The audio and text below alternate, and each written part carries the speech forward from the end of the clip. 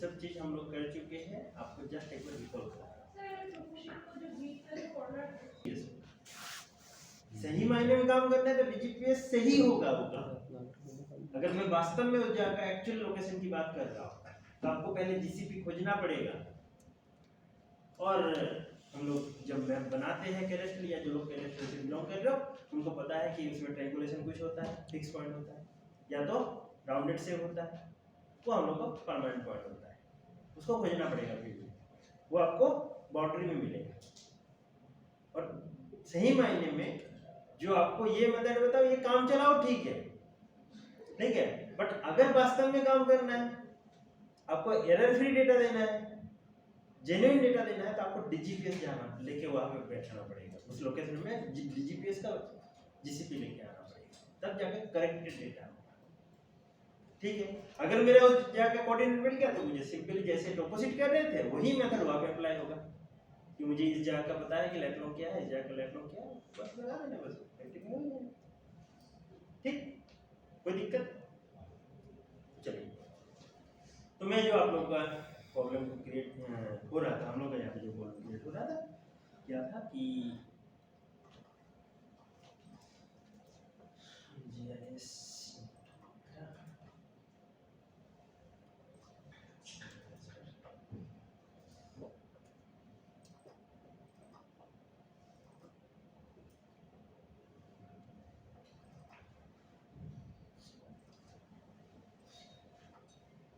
तो ये मेरा सर्वे ऑफ इंडिया का टोपोसिट है, और उस टोपोसिट में मैं अपना जो रेक्टिफिकेशन डेटा हुआ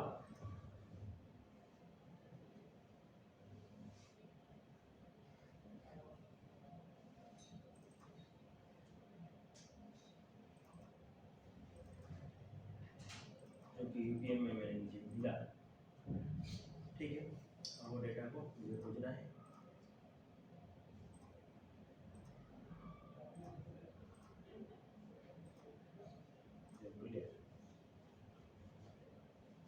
ये प्रॉब्लम है, प्रॉब्लम दिख रहा है, ये प्रॉब्लम है एक्यूरेसी। ठीक है, इस प्रॉब्लम को हम लोग सॉल्व करेंगे। और इस तरह से अगर मैं प्रॉब्लम छोटे छोटे करके रख दूं, अगर मैं इसको मेजरमेंट करूं तो आपको पता चलेगा कि मैं कितना दूर हूं, अराउंड 45 मीटर। डेड पिक्सल आप अगर इस लैंडसेट डेटा की बात करो, डेड पिक्सल आप गलत जा रहे हैं, 45 मीटर बहुत होता है। हाँ, मेजरमेंट टूल है यहाँ पे, ये है आपका मेजरमेंट टूल। ठीक है, मैंने अपना कोऑर्डिनेट से अपना लोकेशन में देखा तो मेरा यहाँ पे एरर 45 मीटर है। ठीक, इसको मुझे सॉल्व करना ये। लेकिन अगर किसी जगह में आपको बोला कि सिंपली जो रेफरेंसिंग करना है, रिपोजिट करना है, किसी एग्जाम में आप हो, प्रैक्टिकल आपको कंपनी वगैरह में कहीं इंटरव्यू हो, तो आप सिंपली यही मेथड करो, उसमें मैं जो मेथड बोलूंगा वो नहीं करना। ठीक है, हाँ, कोई आपको उस जगह स्कोप दे रहा है कि आपको पता है कैसे कैलकुलेट करना है, तब आप वहां पे दिमाग लगाओ, लेकिन इसको यूज नहीं करना जो मेथड बता रहा हूँ। ये जब जरूरत पड़े तभी करना, अपना प्रोजेक्ट करो, अपना थीसिस करो, अपना प्रोजेक्ट करो, तो मैं बोलूंगा इसमें जो आप बताओ। ठीक है, तो क्या था वो कोऑर्डिनेट कैलकुलेटर, टोपोसिट को रेक्टिफाई करना है किससे, कोऑर्डिनेट कैलकुलेटर से। ठीक है, तो पहले तो मैं रॉ टोपोसिट को ओपन करूंगा।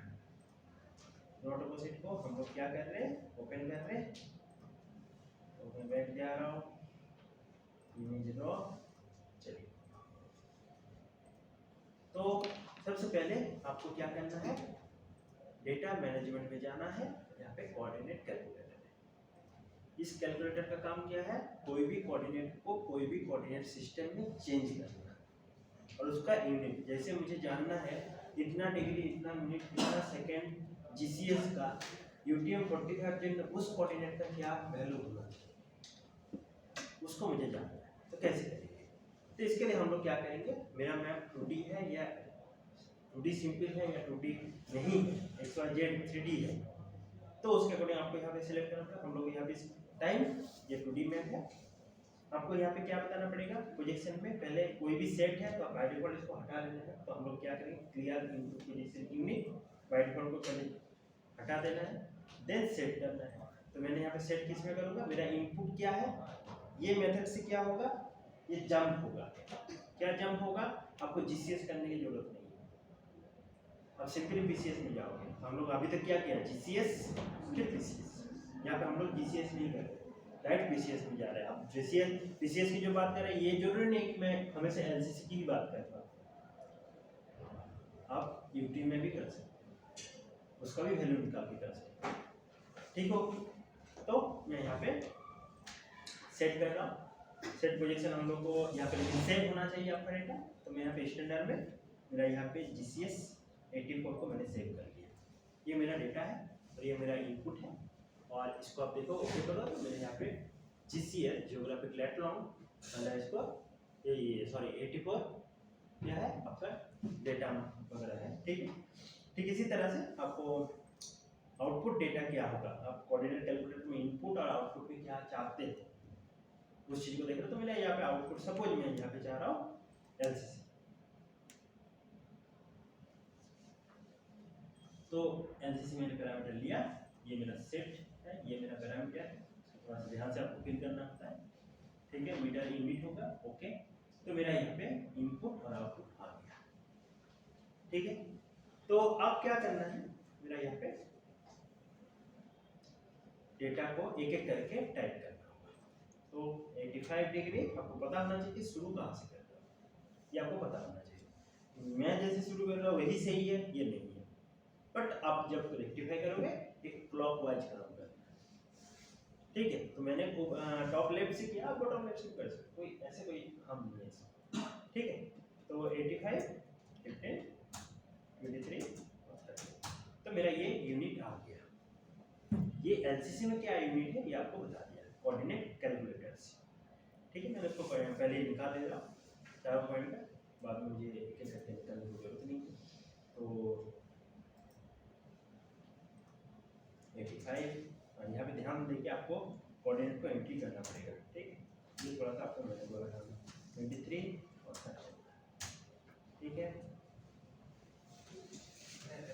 ये जो करता है कोऑर्डिनेट कैलकुलेटर का ओपन करने के बाद अगर हम एक प्रोपोजिट का कोऑर्डिनेट डालें, ठीक है, तो इसी कैलकुलेटर में हम दूसरा कोऑर्डिनेट का कैलकुलेट कर सकते हैं, कोई दिक्कत नहीं। ये तो कैलकुलेटर, इसको थोड़ी ना पता है आपने कौन सा प्रोजेक्ट कर रहा है, ये बस कैलकुलेटर है।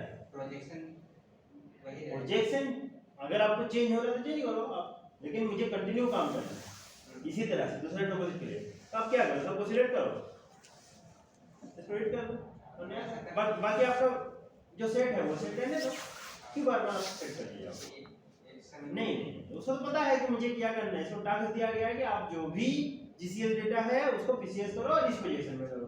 आपको पूरा डेटा प्रोजेक्ट इसी तरह का चाहिए, तब सोचने की जरूरत नहीं है, बस यहाँ से सिलेक्ट करो, हटा दो पुराना वाला, फिर नया एंट्री कर दो, ठीक हो गया।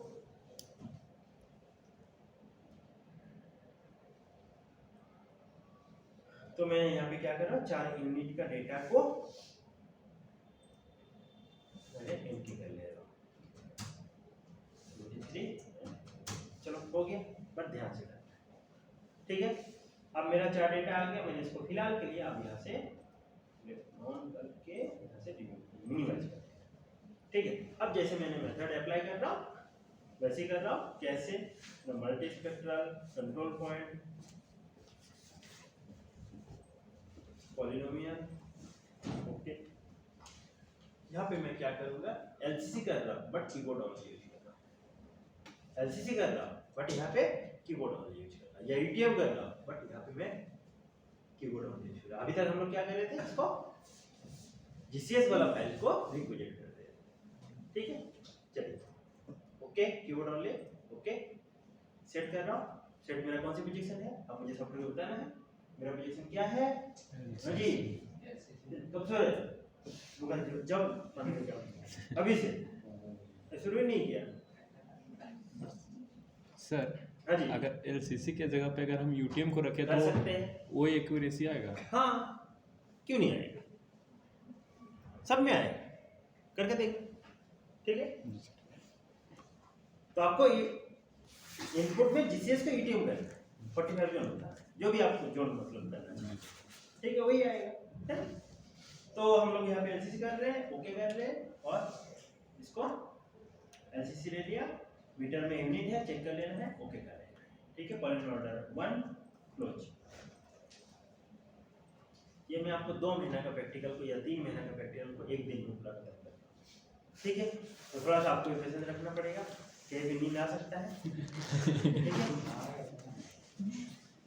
सुबह तो आके सो जाइए सामने बैठ। ठीक है, चलो अब हम लोग क्या करते हैं, गाड़ी जब कोई ड्राइवर चलाता है तो सामने वालों को बैठने वालों को मत सुनना। जी सर। ठीक है, तो आप क्या होगा, इससे मेरा भी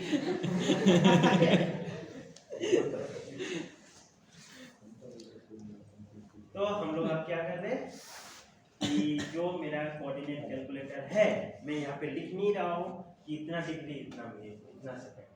ठीक है, मैं अब क्या लिखूंगा, इस वैल्यू को लिखूंगा, आउटपुट में मेरा जो कैलकुलेट करके दिया, बट यहाँ पे मुझे क्या चाहिए, पॉइंट के बाद 3 डिजिट। तो इसके लिए मैं क्या करूंगा, फॉर्मेट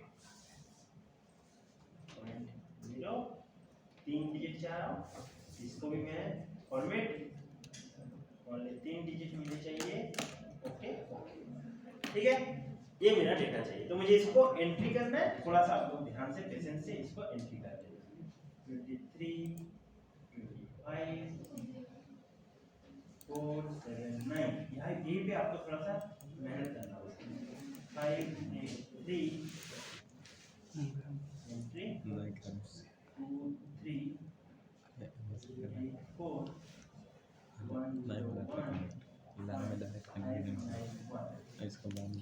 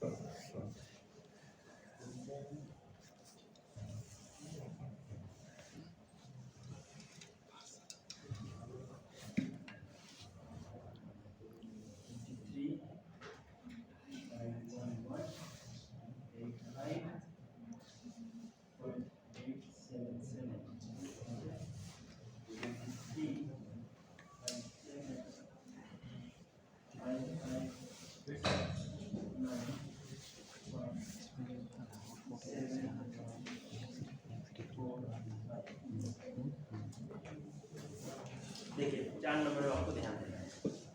4 नंबर वाला पॉइंट में आपको ध्यान देना है। जो इस तरह का प्रोसेस में जो एरर था वो मुझे 4 नंबर में पकड़ में आएगा।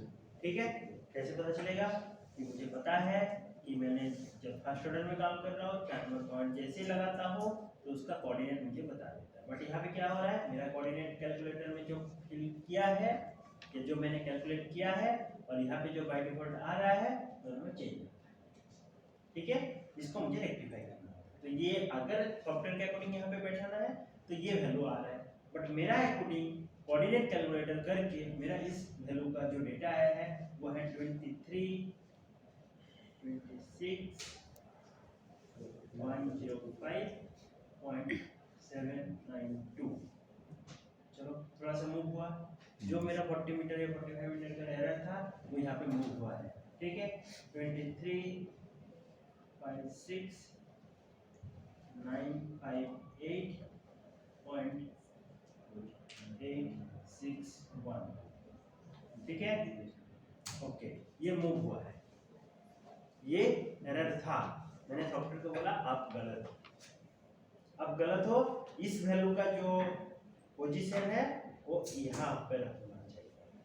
मैंने उसको सीधी किया। ठीक है, अब मुझे क्या करना है, इसका आउटपुट को बताना है। चलिए देख लेते हैं।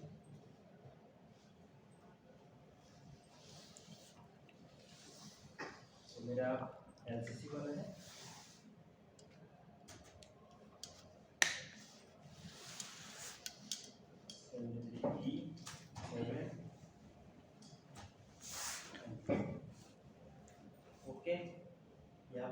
कुछ नहीं किया, 6 दिखा रहा है बाय डिफॉल्ट, स्पेशल रेजोल्यूशन, ठीक है, कोई दिक्कत नहीं।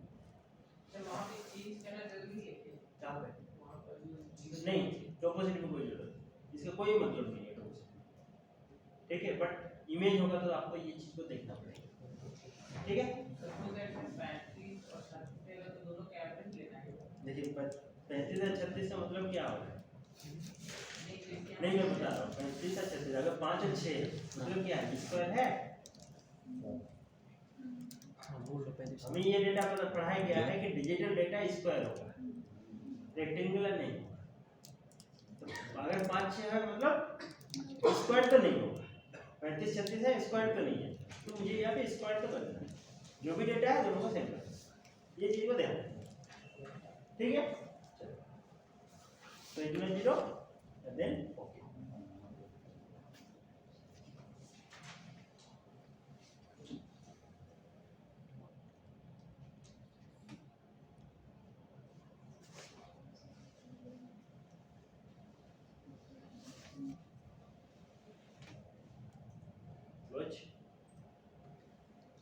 रोज यहाँ पे सेव कुछ नहीं करना, नो नो नो। मैं अपना टोपोसिट को आप चेक करो, यूपीएम एलसीसी ये मेरा डेटा है। देखो अब मेरा अपने कोऑर्डिनेट में ये बैठ गया है, जो 45 मीटर का एरर था अब मेरा यहाँ पे नहीं है, इसमें एलसीसी में।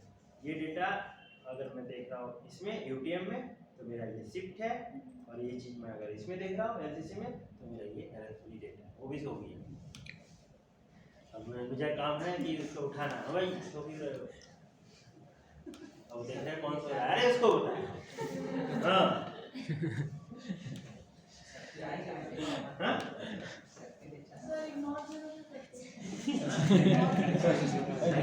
ठीक है, चलो हो गया।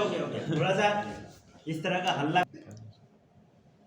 अगर देखा जाए एक्यूरेट टोपोसिटी निकालने का तरीका भी आपको बता दिया, ठीक है। बट ये आप किसी जगह में जाओगे तभी इसको बुद्धिमान को अप्लाई करना इस तरीका को, जब आपको अपने से कभी मत करना, बार बार बोलना, नहीं तो कंपनी से आपका जो ऑनर होगा या जो भी मालिक होगा या जो भी होगा वो आपको बहुत डांट लगाएगा। पहले ही बता रहा हूँ, अपने से दिमाग नहीं लगाने कभी भी किसी ऑर्गेनाइजेशन में काम करने जाओगे। ये प्रोसेस यूज नहीं करना है, फिर आप अपने पीएचडी करना, अपना रिसर्च कर लो तब कर सकते हो, तब तो आपको एक्यूरेट रिजल्ट चाहिए, आपको पता है आप अप्लाई करें, ठीक है। तो मैं बार बार आपको बता रहा हूँ ऐसा कुछ टेक्निक होता है जो अपने तक ही सीमित रखना, ठीक है। जब जरूरत होगा तभी करना, जान लो फिर भी, क्योंकि देखो इसको मैं बार बार इसलिए बोल रहा हूँ क्योंकि हम लोग एक बार टोपोसिट को रेक्टिफाई कर दिया और उसी को लेके हमें काम करना है आगे सब कुछ। आपका जो भी कुछ प्रोजेक्ट होगा इसी का रिजल्ट होगा, ये आपका बेस है। बेस लेयर में ही अगर 30-40 मीटर का एरर जनरेट करके आप काम कर रहे हो तो आपका जितना एनालिसिस है सब ठीक है, ग्राउंड ट्रूथिंग करते जाएंगे तो आपका एरर 40-45 मीटर पहले से ही आपने जनरेट करके रखे है ना। आप लैंडस्लाइड में काम कर रहे हो या ग्राउंड वाटर में काम कर रहे हो तो आपको फाइनली आपको रिजल्ट चेक भी करने जाना होता है ग्राउंड में कि मैं कितना सही किया कितना गलत किया, मेरा रिजल्ट कितना सही है, आरओ फैक्टर वगैरह बहुत कुछ करते हैं हम लोग। फाइनली हम लोग देखते हैं कि जहाँ पे मैं गया हूँ वहाँ पे तो है ही नहीं, वो तो साइड में है कहीं पे, तो ऐसा चीज नहीं होना चाहिए। एरर तो देखो जीआईएस में एक चीज है कि जैसे जैसे डेटा प्रोसेस होता है आपका एरर कुछ ना कुछ इन्वॉल्व होता है, तो मेरा काम है एरर को जितना हो सके मिनिमाइज करो। तो ये मैं एरर की बात किया, ये आपने सिखा भी दिया, आप आपको यहाँ पे सेंस होगा या आपका कहाँ पे क्या करना है आप ठीक हो सर। अब मैं इसी तरह से और एक टोपोसिटी को काम करूँ क्योंकि आगे मुझे प्रोजेक्ट को आगे भी लेके जाना है, तो और एक प्रोजेक्ट को मैंने टोपोसिटी को ऐसे ही कर लेता हूँ। एक बार थोड़ा सा पेशेंस रखो,